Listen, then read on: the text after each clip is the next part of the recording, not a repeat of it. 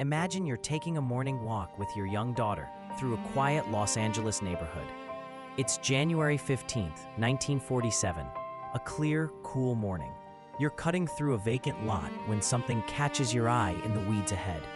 From where you're standing, it looks like someone dumped a broken store mannequin. But as you get closer, your blood runs cold. What you're looking at isn't plastic or wood. It's a human body, cut perfectly in half. This is the moment that would launch Hollywood's most infamous unsolved murder case, a mystery so disturbing and perplexing that over 75 years later, it still haunts investigators and captivates the world. This is the story of the Black Dahlia, and what happened to her is more horrifying than any Hollywood thriller.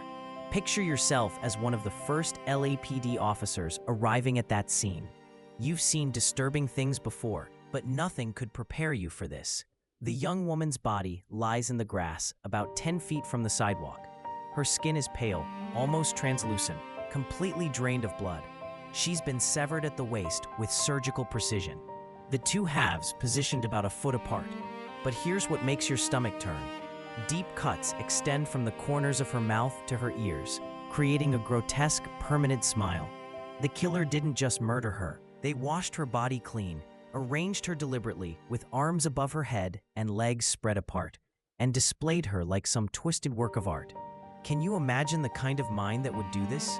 Now here's what makes this case even more chilling. The complete absence of blood at the scene told investigators something crucial. This wasn't where she died. Somewhere in Los Angeles, there was another location, a primary crime scene where this young woman was tortured, mutilated, and killed. The killer then transported her body to this vacant lot under cover of darkness. Think about that for a moment. This wasn't a crime of passion or a moment of rage. This was calculated, methodical, and required time and privacy. The bisection showed considerable anatomical knowledge, cut cleanly between the second and third lumbar vertebrae. Was the killer a doctor, a medical student, someone with surgical training? These questions would drive investigators mad for decades. The victim had no identification, no clothing, nothing. But here's where the investigation took its first turn. Detectives sent her fingerprints to the FBI, and within hours, they had a name: Elizabeth Ann Short, 22 years old, originally from Medford, Massachusetts. She'd been fingerprinted years earlier when she worked at Camp Cook during World War II. Elizabeth, known to friends as Beth or Betty, had come to California in 1943 with dreams of Hollywood stardom. She was strikingly beautiful, 5'5" with fair skin and dark hair she sometimes dyed jet black. She loved dark clothing and heavy makeup. Soon, newspapers would give her a nickname that would echo through history: the Black Dahlia. But who was Elizabeth Short really, and how did she end up in that vacant lot? Imagine arriving in Hollywood with nothing but dreams and determination. That was Elizabeth's reality. She bounced between California, Massachusetts, and Florida, staying with friends and acquaintances, working odd jobs, always chasing that elusive break in the movies. She was last seen alive on January 9th, 1947, 6 days before her body was discovered. She'd been staying at the Biltmore Hotel in downtown Los Angeles and was spotted in the lobby, apparently waiting to meet someone. Then she vanished. What happened during those 6 days? Who did she meet? Where did she go? These questions haunt this case. Someone she trusted, or perhaps someone who seemed trustworthy, lured her to a location where unspeakable horrors awaited. Could you have spotted the danger? Would you have sensed something was wrong? The LAPD launched one of the largest investigations in its history. They interviewed over 150 suspects and received dozens of false confessions. Here's something that will blow your mind.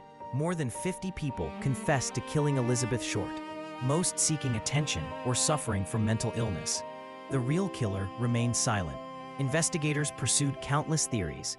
Was it a spurned lover, a deranged doctor, someone from her past in Massachusetts, a Hollywood insider protecting dark secrets? Evidence pointed in every direction and nowhere at once. Witnesses reported seeing Elizabeth with various men in the days before her death. Each lead seemed promising, then dissolved into nothing. The killer had been meticulous, leaving virtually no forensic evidence. In 1947, before DNA testing and modern forensics, This made solving the case nearly impossible. Now imagine this twisted detail. Someone claiming to be the killer contacted newspapers, sending Elizabeth's belongings, including her birth certificate and address book with pages torn out. The package had been cleaned with gasoline to remove fingerprints. The message was clear. The killer was taunting police, confident they'd never be caught. And they were right. Over the decades, numerous suspects emerged. There was George Hodel, a wealthy doctor whose own son believed he was the killer. There was a mortician's assistant with access to embalming equipment. There were mobsters, surgeons, and drifters.